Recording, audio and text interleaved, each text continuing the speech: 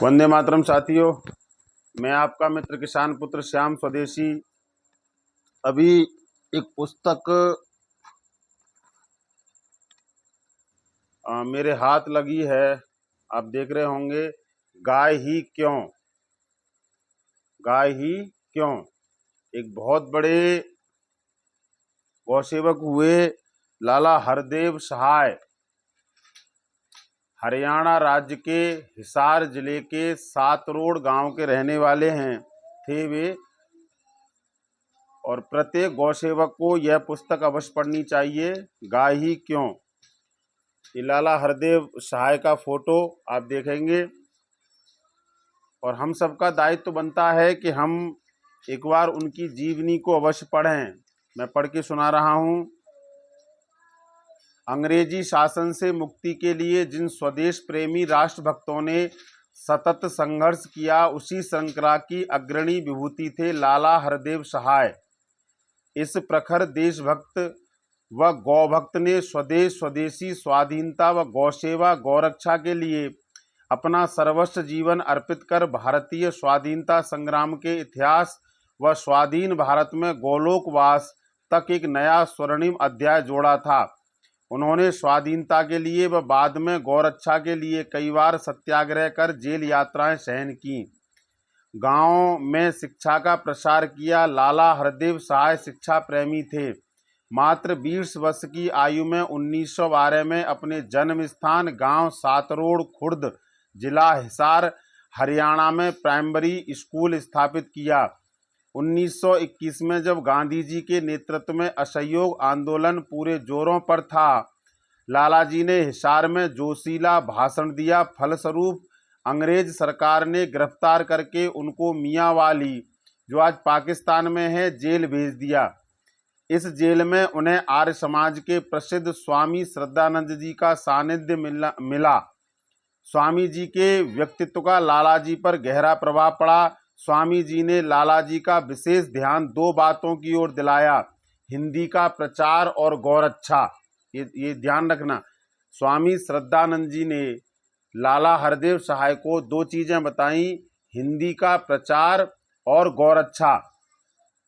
उस समय देश में अंग्रेजी राज में हिंदी माध्यम की पढ़ाई थी ही नहीं। जेल से रिहाई के बाद 1923 में लाला जी ने अपने अन्य सहयोगियों, प्रसिद्ध स्वतंत्रता सेनानी पंडित नेकीराम शर्मा जी व प्रसिद्ध अधिवक्ता जी ठाकुर दास जी भार्गव, संविधान सभा के सदस्य व बाद में 2 बार संसद सदस्य रहे, के सहयोग से विद्या प्रचारणी सभा की स्थापना करके हिसार जिले के गांव-गांव में हिंदी माध्यम के प्राइमरी विद्यालयों की एक लंबी श्रृंखला स्थापित की। हिंदी विद्यालयों की एक लंबी श्रृंखला स्थापित की। यदि लाला हरदेव सहाय को उस दिन पता होता कि भारतवर्ष की यह जनसंख्या हिंदी माध्यम में अपने बच्चों को नहीं पढ़ाएगी और उसे अंग्रेजी माध्यम के विद्यालय ही पसंद आएंगे, जो कि आज पूरे भारतवर्ष में हिंदी माध्यम के विद्यालय ढूंढे नहीं मिल रहे हैं, तो वो काय को अपना परिश्रम करते। कहीं लाला हरदेव सहाय की आत्मा देख रही होगी इस देश के ज़ॉम्बियों को, मुर्दाओं को, तो बड़ा रो रही होगी, बड़ा दुख कर रही होगी। कुछ समय बाद सातरोड़ खुर्द के विद्यालय को मिडिल तक बढ़ा दिया गया। 1928 में साइमन कमीशन का विरोध करने के कारण क्रूर अंग्रेजी सरकार द्वारा लाला लाजपत राय जी पर भयंकर लाठीचार्ज किया गया। फलस्वरूप उनका स्वर्गवास हो गया। उनकी स्मृति में लाला जी द्वारा सातरोड़ खुर्द के विद्यालय में लाला लाजपत राय शिल्पशाला की स्थापना करके देश में एक अनूठा उदाहरण प्रस्तुत किया। इस शिल्पशाला में रोजगार सिखाने हेतु ऊन व सूत कातना, निवार, खेस, तौलिए, गलीचे, स्वेटर बुनना व अन्य रोजगार पूर्वक कार्य सिखाए जाते थे। इस शिल्पशाला की देश भर में फैली प्रसिद्धि के कारण देश के बड़े बड़े नेता, नेताजी सुभाष चंद्र बोस, लोकनायक जयप्रकाश नारायण, चक्रवर्ती राजगोपालाचारी, राजऋषि पुरुषोत्तम दास टंडन, पंडित जवाहरलाल नेहरू तथा अन्य नेतागण इसका अवलोकन करने के लिए आए। उन्होंने यहाँ के काम की भूरी भूरी प्रशंसा की। लालाजी एक लेखक व पत्रकार भी थे। उस समय ग्राम सेवक, जनसेवक आदि पत्रिकाओं का और स्वाधीनता के बाद गोधन नामक पत्रिका का उन्होंने संपादन किया। सन 1938 से 40 में देश में अनावृष्टि के कारण भयंकर अकाल पड़ा। मनुष्य, पशु, पक्षी, वृक्ष सभी बेहाल थे। हरियाणा भी इससे अछूता नहीं था। इस अकाल में लालाजी की भूमिका अद्वितीय थी। उन्होंने अकाल पीड़ितों की सहायता के लिए दिन रात काम किया। उनके प्रयासों से हजारों मनुष्यों के प्राण बचे। लालाजी पंडित नेकीराम शर्मा के साथ दिल्ली जाकर गांधी जी से मिले तथा उन्हें अकाल विभीषिका की जानकारी दी। अकाल की समस्या के स्थायी समाधान के लिए उस क्षेत्र की प्यासी धरती, भाखड़ा नहर, सतलुज नदी पर बांध बनाना लाने के लिए अंग्रेजी सरकार के विरुद्ध अपने साथियों के साथ भाखड़ा लाओ या जाओ नामक एक जन आंदोलन आरंभ किया। 1942 में भारत छोड़ो आंदोलन में लालाजी को 1 वर्ष की सजा हुई और उनको ओल्ड सेंट्रल जेल लाहौर में डाल दिया गया। लालाजी ने वनस्पति घी का भी विरोध किया था। ये बड़ी महत्वपूर्ण बात है। लाला हरदेव सहाय ने नेहरू के सामने वनस्पति घी, जिसे डालडा घी कहा जाता है, उसका भरपूर विरोध किया था।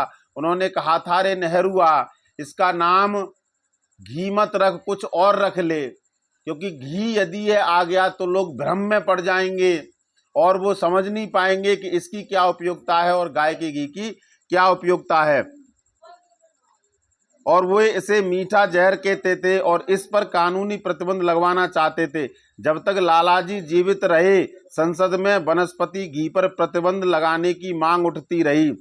1947 में भारत विभाजन के बाद पश्चिमी पंजाब से जो विस्थापित परिवार हिसार जिले में आए, अवैतनिक जनसंपर्क अधिकारी के रूप में उनको पुनः बसाने के लिए लालाजी ने अपना महत्वपूर्ण योगदान दिया।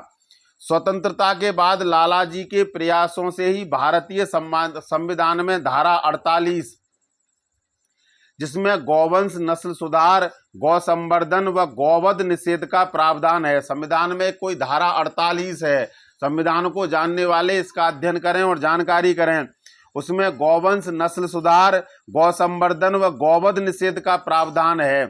मैं उत्तर प्रदेश के मुख्यमंत्री माननीय योगी आदित्यनाथ जी से निवेदन करता हूं कि अपनी टीम से कहें कि वे संविधान का अध्ययन करें और उसमें जानकारी करें कि उसमें एक धारा 48 है। उसमें गौ संवर्धन, गौ नस्ल सुधार, गौ हत्या निषेध कानून है।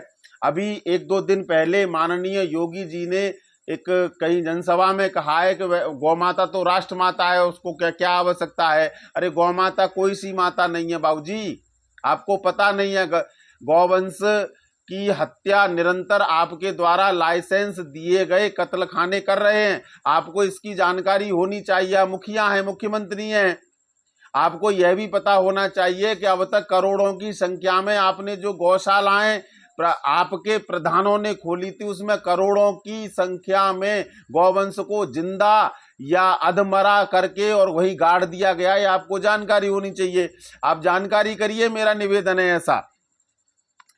उसके बाद उन्होंने 1949 में अन्य गौभक्तों सतगुरु प्रताप सिंह नामधारी, सेठ गोविंद दास, पंडित ठाकुर दास भार्गव, JN मानकर जी के साथ मिलकर दिल्ली में भारत गौ सेवक समाज नामक संस्था की स्थापना की। स्वतंत्रता के बाद भी गौहत्या जारी देखकर लालाजी का सरकार से मोह भंग हो गया और सरकार के विरुद्ध इसके लिए सत्याग्रह आंदोलन छेड़ दिया। जिस तरह मीराबाई भगवान कृष्ण के लिए पागल थीं, इसी प्रकार लालाजी गौमाता के लिए पागल थे। 1954 में प्रयाग कुंभ में उन्होंने पूर्व कांग्रेस अध्यक्ष राजर्षि पुरुषोत्तम दास टंडन, संत प्रभुदत्त ब्रह्मचारी जी व गुरु गोलवलकर जी की उपस्थिति में गौहत्या निरोध समिति की स्थापना की। इस वक्त लाखों की संख्या में जनसमूह के सामने लालाजी ने अपनी पगड़ी उतारकर महाराणा प्रताप की तरह कसम खाई कि जब तक पूरे भारतवर्ष में गौ हत्या बंद नहीं हो जाती है तब तक मैं पगड़ी नहीं पहनूंगा, पलंग व चारपाई पर नहीं सोऊंगा और नहीं चैन से बैठूंगा। अगर गौ माता राष्ट्रमाता थी, गौ माता राष्ट्रमाता है, गौ संरक्षण हो रहा है, गौ माता पर किसी प्रकार का अत्याचार नहीं हो रहा है, माननीय मुख्यमंत्री योगी जी तो ये बेवकूफ नहीं थे। लाला हरदेव सहाय जैसे करोड़ों गौभक्त हैं, रहे हैं, थे, आज भी है और आगे भी रहेंगे। वो पागल नहीं है, मूर्ख नहीं है, जो उन्होंने इतने बड़े प्रतिज्ञाएं की, इतने बड़े संकल्प लिए। लालाजी सिद्धांतों के पक्के थे, उनकी कथनी और करनी में बिल्कुल भी अंतर नहीं था। दूसरों को शिक्षा देने से पहले स्वयं उन बातों को अपने आचरण में लाते थे। लालाजी ने समय समय पर असंख्य लेख, संपादकीय टिप्पणियां लिखकर वक्तव्य प्रसारित कर समाज का मार्गदर्शन किया। सरकार की घातक नीतियों की निर्भीकता के साथ आलोचना की। उन्होंने अनेकों पुस्तकें लिखकर गौ साहित्य की अभिवृद्धि में अनूठा योगदान किया। गाय ही क्यों, गौवध दोष निवारण, गौवध निषेध, गौरक्षा ही राष्ट्र रक्षा, लोकसभा में गाय, गाय कैसे बचे, कटारपुर गौरक्षा बलिदान कांड, मीठा जहर वनस्पति घी जैसी गौवंश के महत्व को प्रदर्शित करने वाली अनेक पुस्तकें लिखी। लालाजी के प्रयत्नों के फलस्वरूप उत्तर प्रदेश, बिहार, मध्य प्रदेश, राजस्थान और गुजरात आदि प्रांतों में गौवध निषेध कानून बने। गौवध बंद हेतु लालाजी ने संपूर्ण भारतवर्ष का दौरा किया, अनेक जनसभाएं की व कई बार जेल गए। स्वाधीन भारत में होने वाले भ्रष्टाचार, अनाचार तथा अनैतिकता को देखकर लालाजी व्यथित रहने लगे। गौवंश के तेजी से हो रहे विनाश ने उनके हृदय को झकझोर डाला। अंत में भारत माँ की दुर्दशा क्यों नामक पुस्तक प्रकाशित करने पर, जिसमें गौवध के लिए तत्कालीन प्रधानमंत्री नेहरू की तीव्र आलोचना की गई थी, लालाजी को गिरफ्तार करके उन पर मुकदमा चला दिया गया। गौरक्षकों पर, गौ सेवकों पर मुकदमा आज जो चल रहे हैं ये नई बात नहीं है, ये तो 1857 से हो रहा है, जिसमें उनको हार्दिक व मानसिक पीड़ा हुई। लालाजी को अनेक रोगों ने घेर लिया। अंत में गौ माता से क्षमा याचना करके, हे गौ माता, मैंने बड़ा प्रयास किया लेकिन मैं आपको न बचा सका। और 30 सितंबर 1962 को हे गौ माता, हे गौ माता, हे गौ माता, हे गौ माता कहकर लालाजी गोलोक धाम पधार गए। हमारा अत्यंत दुर्भाग्य है कि भारत माता व मानव जीवन का मुख्य आधार गौवंश आज भी पूरी तरह से कट रहा है। और दुर्भाग्य है कि जो सरकारें कह रही हैं कि जी वो गौ माता तो हमारी राष्ट्र माता है, हम राष्ट्रीय पशु कैसे घोषित कर दें, वही सरकारें लाइसेंस दे रही हैं, वही सरकारें उन कत्ल खानों से चंदा ले रही हैं। और दुर्भाग्य मेरे देश का है कि एक जनसभा में खड़े होकर इस प्रदेश के मुख्यमंत्री इस बात को कह रहे हैं और पूरे सनातन में लगभग 100 करोड़ की सनातनी जनसंख्या में से किसी ने भी एक आवाज उठाकर आपका विरोध नहीं किया कि आप जो कह रहे हैं वह गलत है। गौ माता राष्ट्र माता नहीं है, गौ माता विश्व माता है। लेकिन उस विश्व माता की स्थिति आज देखें, आज आप देखिए कितनी प्रताड़ित है और उसकी प्रताड़ना के कारण ही यह प्रकृति प्रताड़ित है, यह पृथ्वी प्रताड़ित है, यह मानव जीवन प्रताड़ित है। लोग परेशान हैं और ये ध्यान रखिए, परेशानियां बढ़ेंगी, निरंतर बढ़ेंगी, कष्ट होंगे।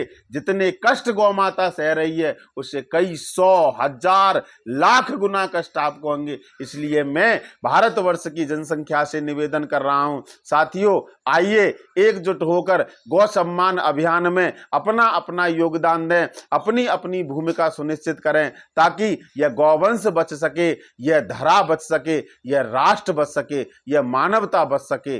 धन्यवाद। जय गौ माता। भाई राजीव दीक्षित। अमर रहें।